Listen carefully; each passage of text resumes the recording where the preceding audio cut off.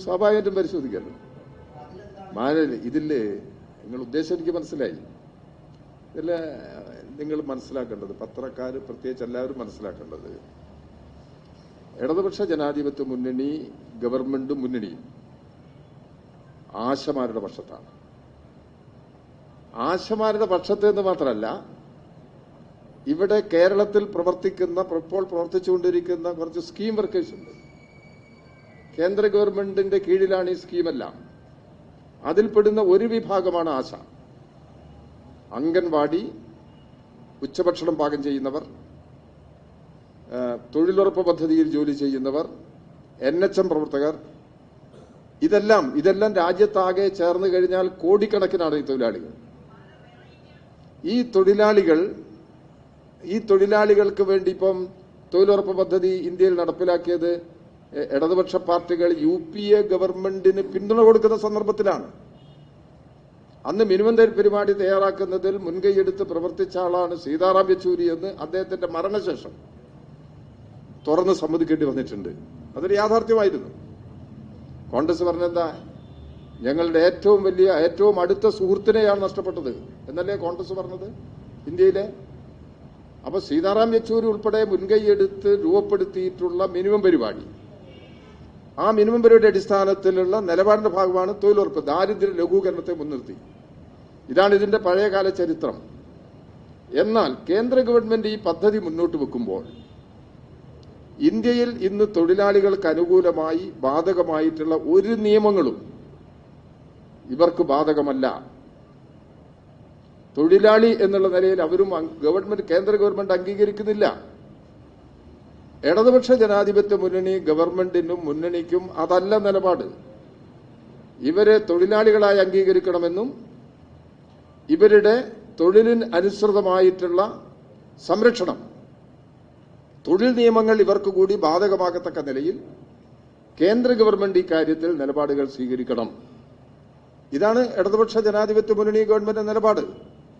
അപ്പൊ നിയമത്തിന്റെ ചട്ടക്കൂട്ടിനകത്ത് ഇവരെ കൊണ്ടുവരുന്നതിനാവശ്യമായ നിലപാടുകൾ കേന്ദ്ര ഗവൺമെന്റാണ് സ്വീകരിക്കേണ്ടത്. സ്റ്റേറ്റിന് മാത്രം അത് ചെയ്യാൻ കഴിയുന്ന കാര്യമല്ല. ഇനി കേരളത്തിലെ ആശമാരുടെയും അംഗൻവാടി അതുപോലുള്ള വിഭാഗങ്ങളുടെയും പ്രശ്നങ്ങൾ എടുത്തു കഴിഞ്ഞാൽ അവരുന്നയിക്കുന്ന ഡിമാൻഡിനെയൊന്നും ആർക്കും എതിർക്കാൻ കഴിയുന്നതല്ല. അതിനേക്കാൾ അപ്പുറത്ത് ആനുകൂല്യങ്ങളും സഹായങ്ങളും അവർക്ക് ലഭിക്കണം എന്നുള്ളതാണ് ഗവൺമെന്റ്. പക്ഷെ എങ്ങനെ സാധ്യമാകും? ഇപ്പൊ കേരള ഗവൺമെന്റ് ഒരു നിലപാടെടുത്തിട്ടുണ്ട്. കേന്ദ്ര ഗവൺമെന്റ് വർഷങ്ങളായി ഈ ആനുകൂല്യങ്ങൾ, ഇൻസെന്റീവ് വർധനവിൽ ഒരു നിലപാടും എടുക്കുന്നില്ല. കേന്ദ്രത്തിന്റെ മുമ്പാകെ ഈ പ്രശ്നങ്ങൾ ശക്തമായിട്ട് ഉന്നയിക്കുകയും കേന്ദ്രത്തിൽ നിന്ന് കഴിയാവുന്ന സഹായങ്ങൾ നേടിയെടുക്കുന്നതിനുള്ള നിലപാടുകൾ തുടരുകയും ചെയ്യണമെന്നുള്ളത് ഇടതുപക്ഷ ജനാധിപത്യ മുന്നണി ഗവൺമെന്റ് തീരുമാനിച്ച് മുമ്പോട്ട് പോവുകയാണ്. അപ്പോൾ ഇങ്ങനെ ശ്രമം നടത്തുമ്പോൾ ഗവൺമെന്റിന്റെ ഭാഗത്ത് തന്നെ വ്യക്തമാക്കിയിട്ടുള്ളത്, കേന്ദ്ര ഗവൺമെന്റ് വർധനവ് ഏർപ്പെടുത്തി കഴിഞ്ഞാൽ അതിനനുസൃതമായ അതിന്റെ തോത് കേരള ഗവൺമെന്റ് നൽകാൻ തയ്യാറാണ്, നടപ്പിലാക്കാൻ തയ്യാറാണ്. അപ്പൊ അതിന് അത്തരമൊരു സമീപനമാണ് ഈ പ്രശ്നത്തിൽ എടുക്കേണ്ടത്. ഇവിടെ നടക്കുന്ന സമരത്തിൽ ഉള്ള ഒരു മുഖ്യമായ പ്രശ്നം കേരള ഗവൺമെന്റിനെതിരായിട്ടാണ് ഈ സമരം. അത് ആശമാരുടെ താൽപര്യങ്ങൾ സംരക്ഷിക്കുക എന്നത് മാത്രമല്ല അതിൽ അടങ്ങി നിൽക്കുന്നത്. ആ സമരത്തിന് പിന്തുണയ്ക്കുന്നു എന്നുള്ള നിലയിൽ കേരളത്തിൽ ഇന്ന് രൂപപ്പെട്ടു വന്ന പ്രശ്നങ്ങളെല്ലാം എല്ലാവരുടെയും മുമ്പിലുള്ളതാണ്. അപ്പൊ മാധ്യമങ്ങൾ ഇത്ര സജീവമായ പിന്തുണ നൽകിയിട്ടില്ലെങ്കിൽ ആശാവർക്കർമാരുടെ സമരം, ഇപ്പം നടത്തുന്ന സമരം നിൽക്കുക. ആശാവർക്കർമാരുടെ പ്രശ്നങ്ങളിൽ അഖിലേന്ത്യാ തലത്തിൽ തന്നെയുള്ള പ്രക്ഷോഭം വേറെ ഉയർന്നു വരികയാണ്. ഈ വരാൻ പോകുന്ന മെയ് 30-ാം തീയതി ഇന്ത്യയിലെ എല്ലാ ട്രേഡ് യൂണിയൻ സംഘടനകളും ചേർന്ന് പണിമുടക്കാണ്. ആ പണിമുടക്കിൽ കേന്ദ്ര ട്രേഡ് യൂണിയനുകൾ ഉന്നയിക്കുന്നത് ഈ സ്കീം വർക്കേഴ്സിന്റെ പ്രശ്നങ്ങൾ ഉന്നയിക്കുന്ന ഡിമാൻഡുകളിൽ ഒരു പ്രധാനപ്പെട്ട പ്രശ്നം ഈ സ്കീം വർക്കേഴ്സിന്റെ പ്രശ്നങ്ങളാണ്. അവര് തൊഴിലുറപ്പ് തൊഴിലാളികൾക്ക് ഒരു ദിവസം 600 രൂപ കൂലി കിട്ടണം എന്നുള്ള ഡിമാൻഡാണ് ഈ പണിമുടക്കിൽ തന്നെ ഉന്നയിച്ചിട്ടിരിക്കുന്ന മുദ്രാവാക്യം. ഒരു വർഷത്തിൽ 200 ദിവസത്തെ ജോലി കിട്ടണം. ഒരു വർഷത്തിൽ 200 ദിവസത്തെ ജോലി, ഒരു ദിവസത്തെ ജോലിക്ക് 600 രൂപ കൂലി. ഇതല്ലല്ലോ ഇപ്പൊ കിട്ടുന്നത്. അപ്പൊ അത്തരം ഡിമാൻഡുകൾ ഉയർത്തി ഈ വിഭാഗത്തിന്റെ എല്ലാവരുടെയും പ്രശ്നങ്ങൾക്ക് പരിഹാരം കാണുന്നതിന് വേണ്ടിയുള്ള കേന്ദ്ര മുദ്രാവാക്യങ്ങൾ ഉയർത്തി സമരത്തിലേക്ക് വരികയാണ് കേന്ദ്ര ട്രേഡ് യൂണിയൻ സംഘടനകൾ അഖിലേന്ത്യാ തലത്തിൽ കേന്ദ്ര ട്രേഡ് യൂണിയൻ സംഘടനകൾ ഉയർത്തിയ മുദ്രാവാക്യത്തോടൊപ്പമാണ് ഇടതുപക്ഷ ജനാധിപത്യ മുന്നണി. ഗവൺമെന്റും ആ ഡിമാൻഡിനോടൊപ്പമാണ്. ആ ഡിമാൻഡുകൾക്ക് പരിഹാരമുണ്ടാകണമെന്നുള്ള നിലപാടാണ് ഇടതുപക്ഷ ജനാധിപത്യ മുന്നണി ഗവൺമെന്റ് സ്വീകരിക്കുന്നത്. അത് ആ നിലയിൽ ഗവൺമെന്റിന്റെ നിലപാട് നേരത്തെ തന്നെ വ്യക്തമാക്കിയിട്ടുള്ളതാണ്. അതുകൊണ്ട് ഇന്ന് നടന്നുകൊണ്ടിരിക്കുന്ന സമരങ്ങൾ ആശാവർക്കർമാരുടെ ഡിമാൻഡ്, അവിടെ ജീവിത പ്രശ്നങ്ങളുമായി ബന്ധപ്പെട്ട് ഇടതുപക്ഷ ജനാധിപത്യ മുന്നണി ഗവൺമെന്റിന് ഒരു ഭിന്നതയുമില്ല. പക്ഷെ എവിടെ നിന്ന് കിട്ടും? 21,000 രൂപ ഹോണറേറിയം കൊടുക്കണമെന്ന് ആര് കൊടുക്കും? എങ്ങനെ അവർക്കത് നിറവേറ്റാൻ സാധിക്കും? ഇത്തരത്തിലുള്ള പ്രശ്നങ്ങളെക്കുറിച്ച് ഒരു ഗവൺമെന്റിന് വ്യക്തമായ നിലപാടെടുക്കേണ്ടതായിട്ട് വരും. അതിന്റെ ഭാഗമായിട്ട് ഈ പ്രശ്നങ്ങളിലേക്ക് നമുക്ക് മുമ്പോട്ട് പോകാൻ സാധിക്കുള്ളൂ. ഇപ്പൊ കൊടുത്തുകൊണ്ടിരിക്കുന്ന ഓണറേറിയത്തിൽ, കൊടുത്തുകൊണ്ടിരിക്കുന്ന ഇൻസെന്റീവിൽ കേന്ദ്ര ഗവൺമെന്റ് വിഹിതം നൽകിക്കൊണ്ടിരിക്കുന്നില്ല. ഇവിടെ പെൻഷൻ 62 ലക്ഷം ആളുകൾക്ക് 1,600 രൂപ വീതം പെൻഷൻ ഇപ്പൊ കൊടുത്തുകൊണ്ടിരിക്കുന്നുണ്ടല്ലോ. ആ പെൻഷന്റെ ഒരു വിഹിതം കേന്ദ്ര ഗവൺമെന്റ് നൽകേണ്ടതാണ്.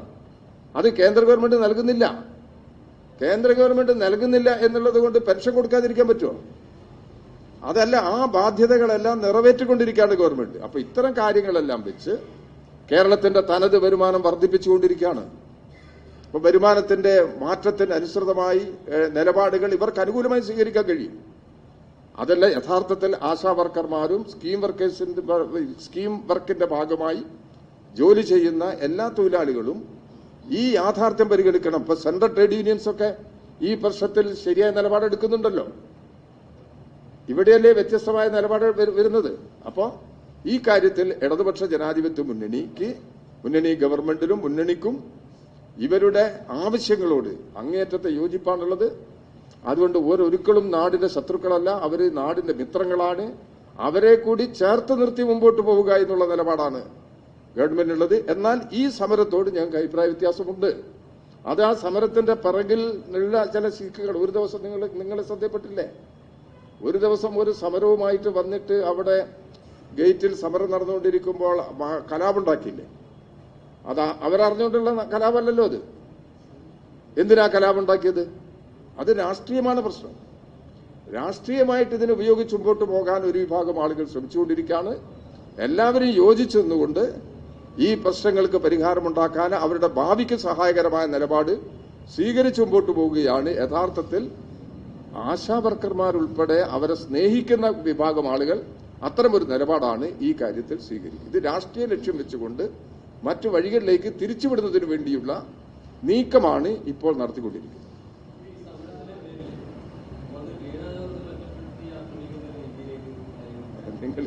ഞാൻ ചോദിക്കട്ടെ, വീണ ജോർജ് മെനഞ്ഞാന്ന് അവരെ വിളിച്ച് സംസാരിച്ചില്ലേ? ഗവൺമെന്റ് സംഭാഷണത്തിന് പോലും തയ്യാറാവുന്നില്ല എന്നൊരു വിമർശനം പല കോണുകളിൽ നിന്നും വന്നിരുന്നല്ലോ. ഉദ്യോഗസ്ഥന്മാർ സംസാരിച്ചു, പ്രശ്നം തീർന്നില്ല. പിന്നീട് മന്ത്രി തന്നെ നേരിട്ട് വിളിച്ച് സംസാരിച്ചു. ഇതിൽ ഈ ഡിമാൻഡിനുള്ള സമീപനം അവരുടെ മുമ്പിൽ വ്യക്തമാക്കി. ഈ മാറ്റത്തിനനുസരിച്ച് കാര്യങ്ങൾ നമുക്ക് നടത്തി മുമ്പോട്ട് പോകാം എന്ന നിലപാട് സ്വീകരിച്ചാൽ യഥാർത്ഥത്തിൽ അവർക്ക് സമരത്തിൽ നിന്ന് പിൻവാങ്ങാമല്ലോ. അത് സ്വീകരിക്കാതെ ഇത്തരമൊരു വീണ ജോർജിനെ ഒറ്റപ്പെടുത്തി ആക്രമിക്കുക എന്ന് പറയുന്നത് ഒരു രാഷ്ട്രീയ നിലപാടിന്റെ ഭാഗമാണ്.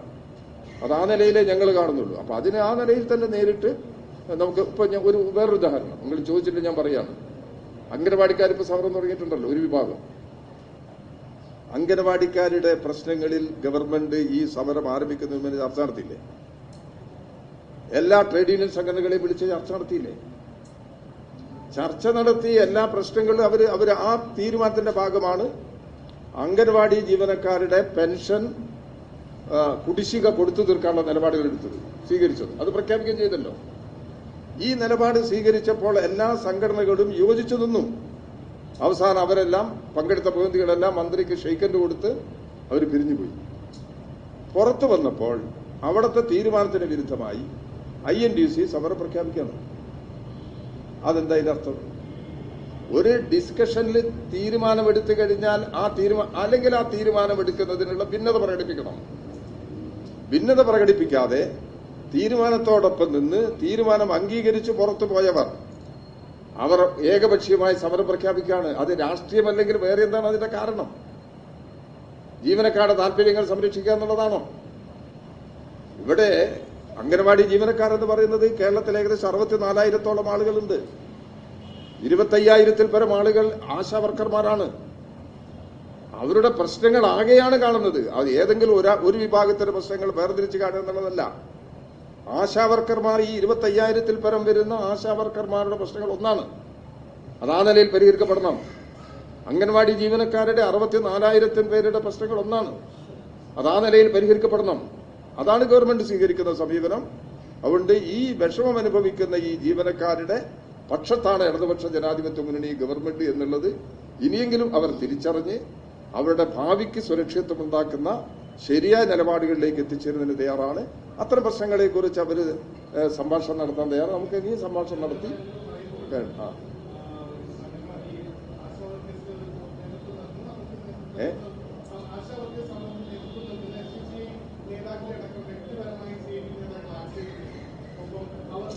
നിങ്ങൾ ഒരു സ്റ്റേറ്റ്മെന്റിന്റെ പ്രതികരണമോ ഗവൺമെന്റ് ആക്ഷേപിച്ചിട്ടില്ലല്ലോ. അതെത്രയെങ്കിലും ആ വിവാദത്തിലേക്കൊന്നും ഇപ്പൊ ഞാൻ പോകുന്നില്ല. ആ വിവാദത്തിൽ നമ്മളെ ഞാൻ മെറിട്ട് ആലോചിക്കുന്നു.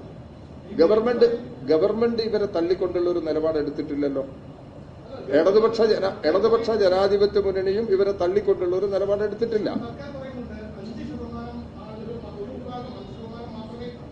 അല്ല, അത് പിന്നെ ഒരു യാഥാർത്ഥ്യം പറഞ്ഞത് മാത്രമേ ഉള്ളൂ. ഒരു യാഥാർത്ഥ്യം പറഞ്ഞത് മാത്രമേ ഉള്ളൂ.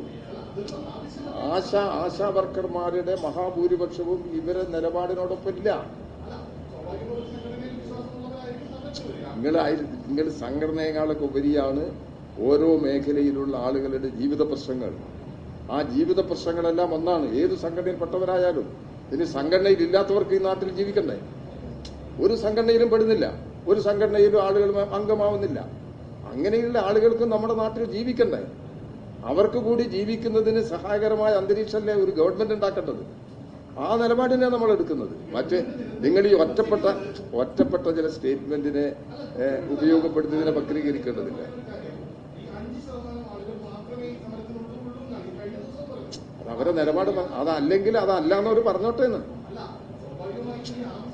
ഏത് ആവശ്യം ഞാൻ പറഞ്ഞല്ലോ, അതിന്റെ ഒരു പൊതുനില അവരും പറഞ്ഞില്ലേ.